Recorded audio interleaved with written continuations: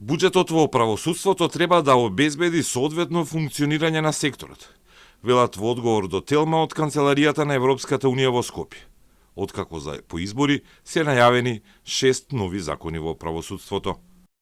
Утврдувањето на буџетските средства и платите се независна одлука на властите, сепак тие треба да го почитуваат националното законодавство и да овозможат соодветно функционирање на правосудството.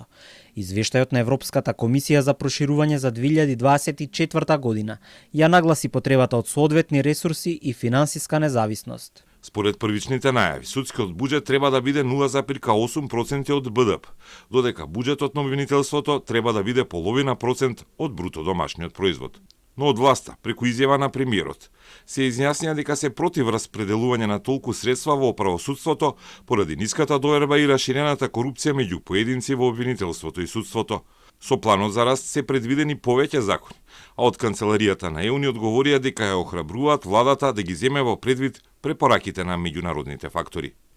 Европската Унија постојано ја потенцира важност од независно, одговорно и адекватно финансирано правосудство како темел на владењето на правото, демократијата и одржливиот економски развој.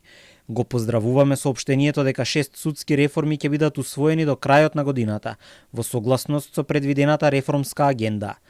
Ги охрабруваме властите да ги земат предвид препораките од Европската Унија и Венецијанската комисија во нив, за да се осигураат дека тие се во согласност со релевантните меѓународни стандарди и пракси.